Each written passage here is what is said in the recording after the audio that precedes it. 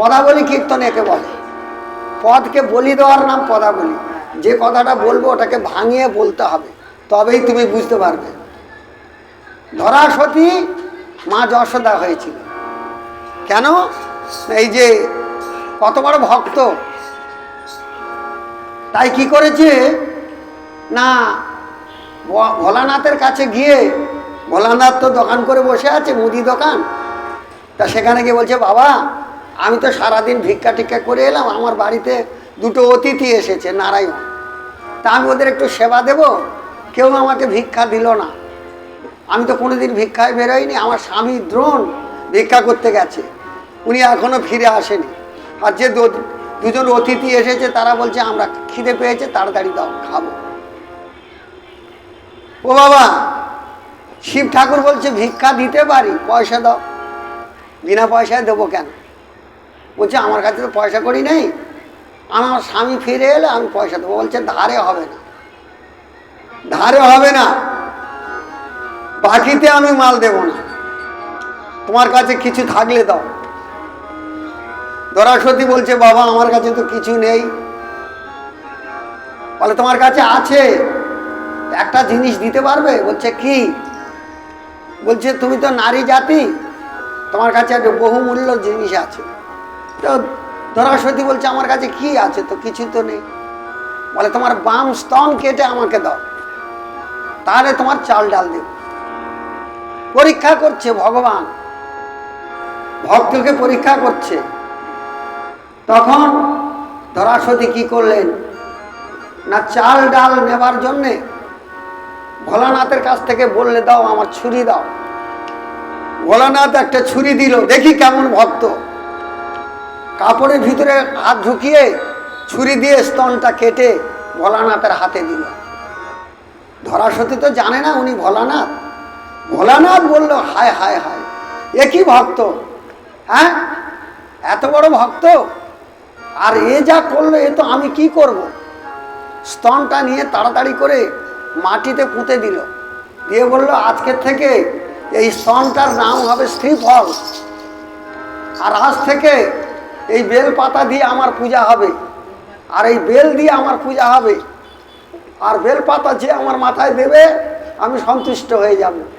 তখন ভোলানাথ এই কথা দেখে নিজে মূর্তি ধারণ করলো, নিজের শক্তি দেখালো। মা ধরাসতী, তুমি এত বড় সতী, আমি ভোলানাথ তোমার পরীক্ষা করছিলাম, কিন্তু তুমি পরীক্ষায় উত্তীর্ণ হয়েছ, তুমি পরীক্ষায় আমার উত্তীর্ণ হয়েছ, আমি আশীর্বাদ করি তুমি যুগে যুগে ভক্ত হও। তাহলে স্তন যখন কাটা হয়ে গেছে আর তো ফেরত হবে না, তুমি যাও, তোমার ঘরে যে অতিথি এসেছে নারায়ণ, ওই অতিথির কাছে তুমি যাও, গিয়ে দেখে দুটো অতিথি বসে আছে চাল ডাল নিয়ে, রান্না করে কাপড় রক্ত ঝরঝর করে পড়ে যাচ্ছে, রক্ত ভেসে যাচ্ছে। এমন সময় দ্রোণ ভিক্ষা করে নিয়ে আসছে, এসে দেখে দুজন অতিথি বাড়িতে বসে আছে। তখন বলছে, বলে তোমরা যে বসে আছো কারা? বলছে আমরা অতিথি। বলে আচ্ছা ঠিক আছে, আমি তো বাড়ি ছিলাম না, তা আমার স্ত্রী কি করছে দেখি। দেখে রক্তে ভেসে যাচ্ছে, ও স্ত্রী তাড়াতাড়ি করে রান্না করছে অতিথির জন্য। তখন বলছে যে তুমি এই অতিথি সেবা করছো, চাল ডাল কোথায় পেয়েছো? তখন বলছে স্বামী গো, আমি এরকম চাল ডাল ভিক্ষা করতে গেছিলাম, কেউ দেয়নি, আর মুদিখানা দোকানদার চাল ডালের দোকান করেছিল, সেই যে ভোলানাথ, ভোলানাথ আমার ভিক্ষা দিয়েছে, আর সেই চাল ডাল নিয়ে আমি রান্না করছি।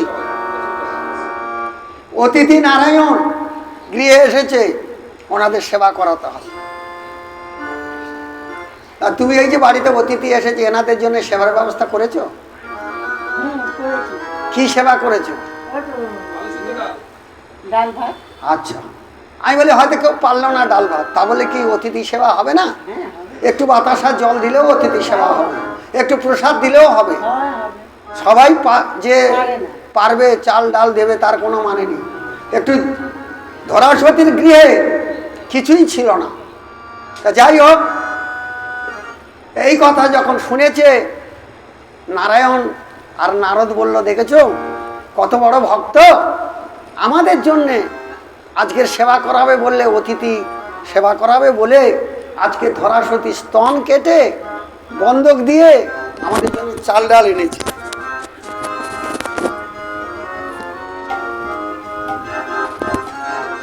আমাদের জন্য চাল ডাল এনেছে, তাহলে কত বড় ভক্ত।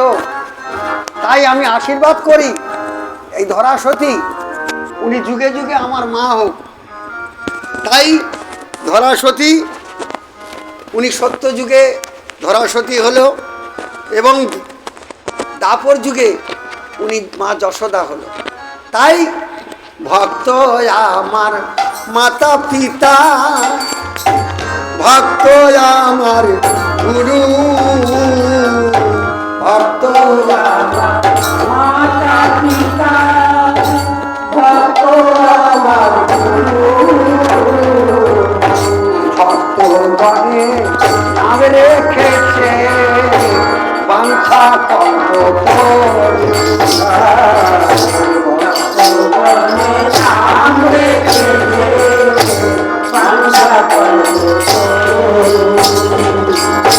ভক্ত আমার সেবা দিলে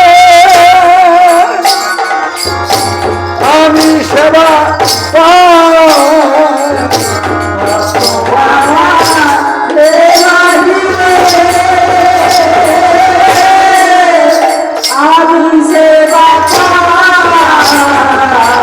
আর ভক্ত নাহি সেবা দিলে আমি উপাস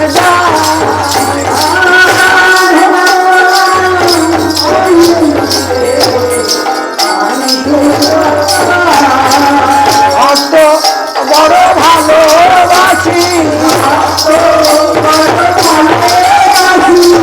ভক্ত বড় ভালোবাসি, তাই তো ভক্তের দুয়ারে আসি, ভক্ত বড় ভালোবাসি।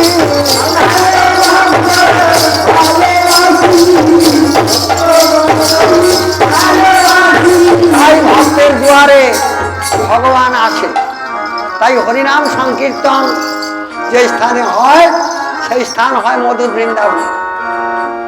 যে স্থানে আপনাদের মতো ভক্তের আগমন হয় সেই স্থান হয় বৃন্দাবন। আপনারা সব বৃন্দাবনে গেছেন তো? জাননি। বৃন্দাবন কথা মানে হলো বৃন্দাবনে যেতে হবে না, যে স্থানে হরিনাম সংকীর্তন হয় সেই স্থান হোক বৃন্দাবন। যে স্থানে আপনাদের মতো ভক্তের আগমন সেই স্থানও বৃন্দাবন।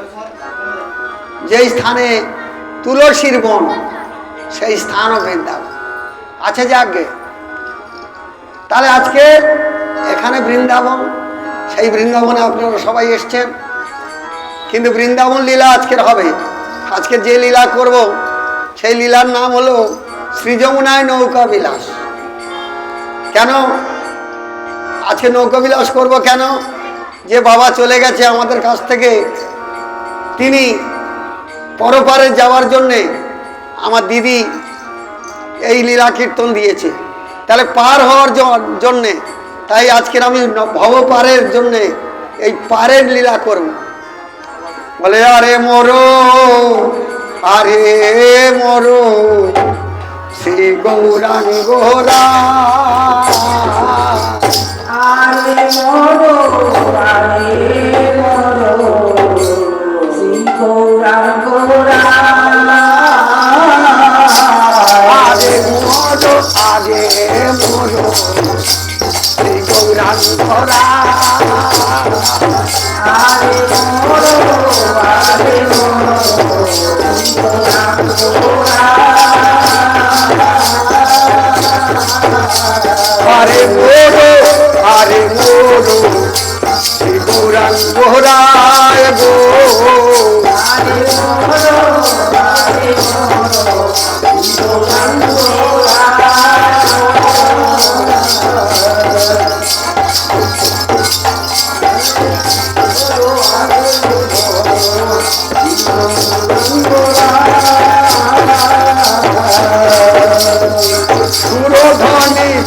তীরে যাইয়া নদী মনা হইয়া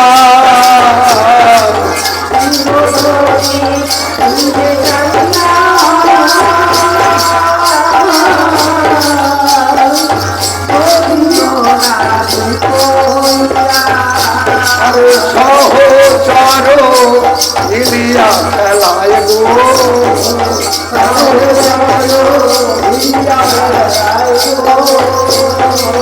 আজ খেলা খেলিছে আজ খেলা খেলিছে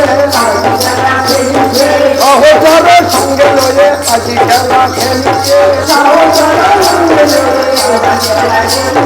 সহচর সঙ্গে লয়ে আজ খেলা খেলিছে